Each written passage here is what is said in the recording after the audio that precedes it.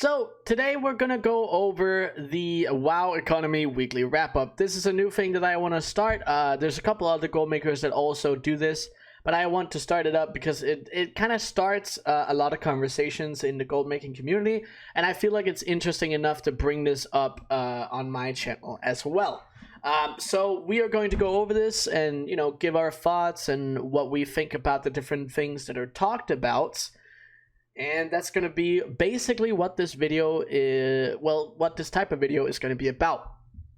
So if you guys have not seen these before, these are weekly posts made by Samadan currently on Wowhead. So they're a weekly post that goes into the economy in the entirety of the game. So it could literally be anything and everything that touches the gold making community currently in WoW. And this is edition 212.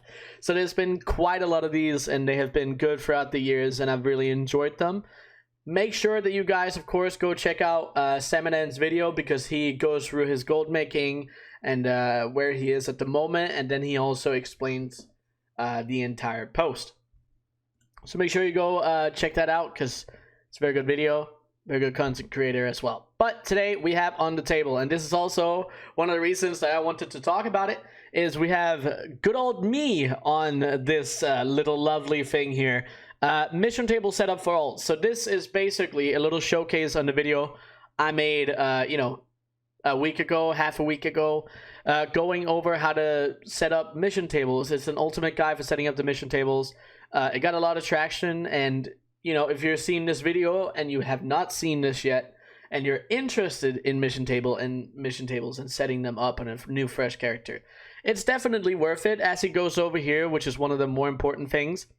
In this video, he goes through the setup process for a fresh alt and talks about what to focus on to get around 60 to 70% efficiency out of your alts tables, depending on how often you'd want to check it per day. So that is something, if you're interested in that, it's definitely good to go for.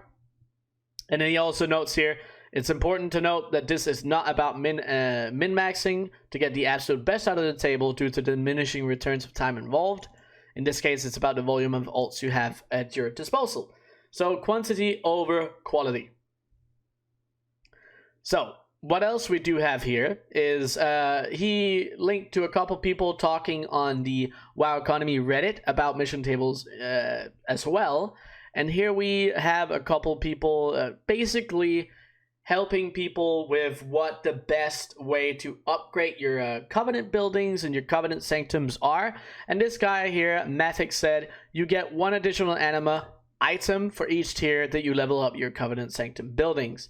So that means when you go 111 in the upgrades and 222 and 333. So if you were to get 3 anima items or 4, you get 1 more for each upgrade on average, which is pretty good considering that when you get into the higher level ones, they'll give you 35, which means at that point you'll get 3 more instead of 0. So instead of being at 3 or 4, you'll get maybe 5 or 6, right? So that's very, very good. You should definitely, as I talked about as well, long term, it's a very good idea to upgrade your Covenant Sanctum buildings. It is going to require quite a lot of anima. So if it's not something you're really focused on, if you're not, if you're only building a couple characters, it's worth it to do that and focus on that. But if you're building a lot of characters, this is something that will take a very, very long time. So you just have to think about what fits the best for you, I would say.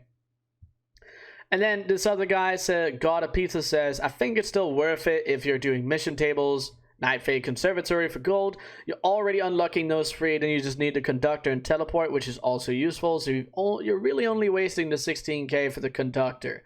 And he's talking about anima, of course, because the Conductor is a separate thing, and that doesn't count for all of that. So that's a little difference.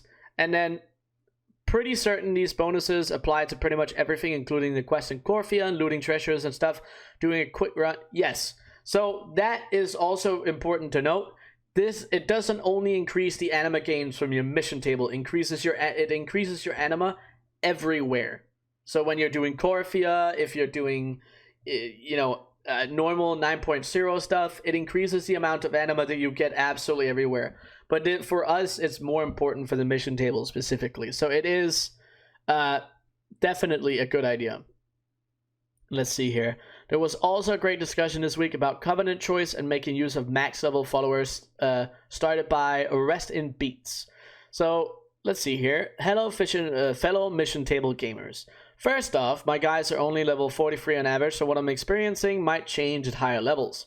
Still, I am starting to feel a growing discrepancy between Night Fae and Necrolord. When it comes to sweaty mission table gaming, I feel like my Meldraxxin mission table is popping off. The new followers, especially Rattlebag and the Free-Headed Dog, are nothing to sneeze at. They carry almost as hard as Plague Deviser, who is known to pull a fast one on the enemies. Oh, and don't get me started on Plague. That guy is from another dimension of mission table ownage. Not sure if he's new though. Meanwhile, my Night Fae guys just kind of suck. The new guys, like the little mushroom and the last boss of the underbug, are very underwhelming, to put it politely. I can't even name one Night Fae follower that feels as good as the monsters outlined above that call Meldraxxus their home. Do you guys share this experience? I'm thinking that because the Night Fae table used to be so OP, they didn't give them good new followers. In my opinion, this results in the Meldraxxus one being better now. So, as some of the answers will be down here, and I have an answer to this too, is the troops for Night Fae are much better. And the reason you want to go for the troops is because you can do more missions total with Night Fae, as this guy is saying as well. Because the troops for Night Fae are better, that means that you can send out more missions that are harder compared to Necrolords. Because as a Necrolord, you have strong followers, but your troops fall off a little bit, which means that when Night Fae could send out maybe 10 to 15 missions, Necrolords cannot send out as many in all situations. So that's why in total Night Fae turns out to be better, especially early on, now that we've gotten all these experience tokens. So that's also really important. Now this guy, the second guy, the Big Chonka, says you're looking at it from a totally wrong angle, which is why. The point of Night Fae is that the two troops carry the table. The followers are weaker, but the troops more than make up for it. This is why cheesing the system to get level 60 troops before unlocking everything else is the single best thing you can do for mission tables. In saying that, playing it how you have, and wherever you level up followers, which leaves your troops far lower level, you might find Necrolords can be better to the follower strength.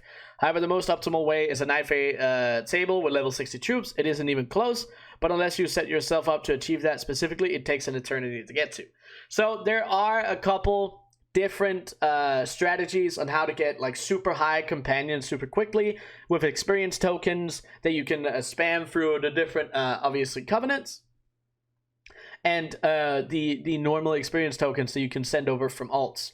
But that's kind of up to you guys. No matter what, the Night Fae overall in long-term situations, Night Fae is the stronger covenants. So if you want to min-max your mission table, you want to go for Night Fae. It's very important. And then again, here he points out, from a goal-making perspective, it's not essential, as Sansible points out. Getting to 60 to 70% efficiency is enough if you only intend to check the table a couple times a day.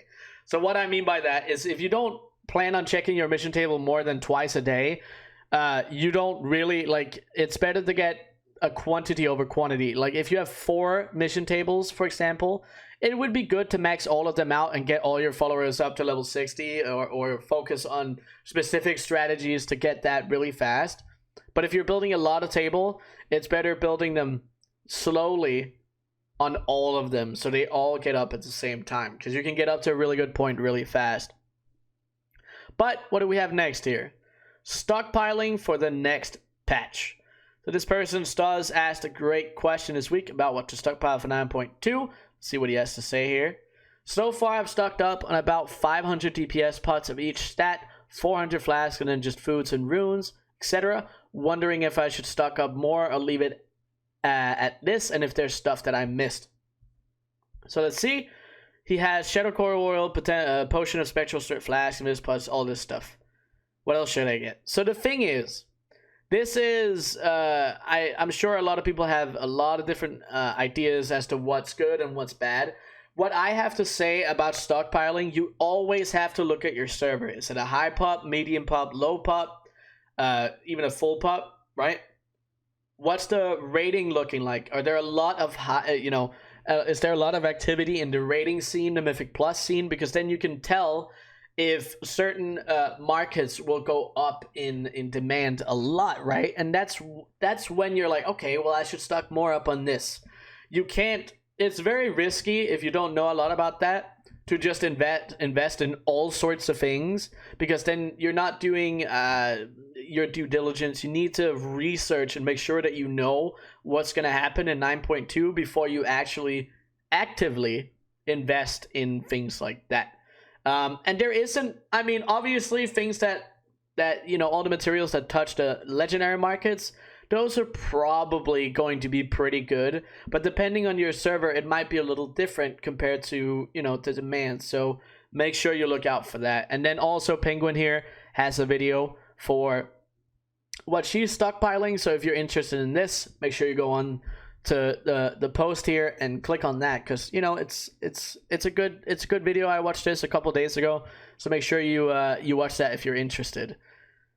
And then what do we have here? We have Bobbleworm materials. Jetted Dragoon has put together a nice guide discussing how to get a frayed nut. One of the required items to buy the turquoise of Bobbleworm. Oh, so this is farming pets. Well, if you guys are interested in this, you can definitely go for it. We obviously have other Bobbleworms here, like the 10k Polis Pet Charm one. And what else are we talking about here? Oh, just more of that. So speaking of Bobbleworms, if you're saving up your pet charms for Flawless Amethyst Bobbleworm, then that is some very useful advice. Yeah, so this post is very important. I've been talking about this as well, considering the mission tables they give a lot of Polished Pet Charms. He says this is only 30 gold a pet charm, because it's 10,000 pet charms to 3,000. Pet battlers start valuing your time more and sell the lower charm pets for like 400 gold a charm. And that's obviously the super high end. And he says, higher price, lower demand, easy to oversaturate the market, cheaper pets sell faster, and for higher profits. So what he's talking about is using your Polished Pet Charms, whatever else, on some smaller pets, which is a really good idea, especially around all the different covenants we have now. There's a lot of options for buying pets at 200 Polished Pet Charms, but also 250 Polished Pet Charms. And these can sell anywhere from, 5 to even, I've seen like 40k. So it's really important that you guys look out for these, especially if you're wondering how to use your Polished Pet Charms. But it seems like that's actually going to be it for this. Do we dare check the comments here? Let's see if there's anyone with some valuable information. Also, with runes, deposit... Oh, so he's talking about Augment runes. The deposit is quite high. That's something you can look out for. Talking about the Polished Pet Charms. I really hope the guy that made the mission table add-on returns to the game and updates it someday. This is probably not going to happen, because he's recently said that he didn't have any plans to, and he's kind of disappeared since then. How many of those people with no interest in pet battles will end up accumulating 10k pet charms at once? So it's actually quite a lot of people that have 10k pet charms, and you can see that with how many people have the Flawless the Bobbleworm. And on top of that, with more people getting into mission tables, the amount of Polished Pet Charms that are going to start popping up is pretty extensive. They really need to lower the experience required to level followers. Even with the level tokens, it takes ages. It does take a very long time. I agree with that, but I also think it's good that there's a barrier to entry, so you can't max out a mission table super fast, because that kind of ruins the purpose. Because if you could set up a mission table in, a day or two, right, or even a week, instead of fully maxing it out in months, I think it would turn into something that would be maybe OP, and we'd see nerfs in other ways. So I don't think this is what they need to do, but it's pretty high. They could lower it maybe a little bit. But other than that, there's not really anything else for comments there. But yeah, I mean, that's the post. This is definitely a good post. I'm excited for next week as well because we have a lot of juicy news this week. So yeah, but that's gonna be it for this video, guys. I hope you liked it. If you want more of these, please do let me know. Like the video, you know, type some comments, let me know on Discord, whatever it is. I thought this was a good idea to do because then you also get my thoughts on the weekly wrap up. And yeah, that's what I wanted to do with this video. But that's gonna be it for this one, and until the next one. See you guys!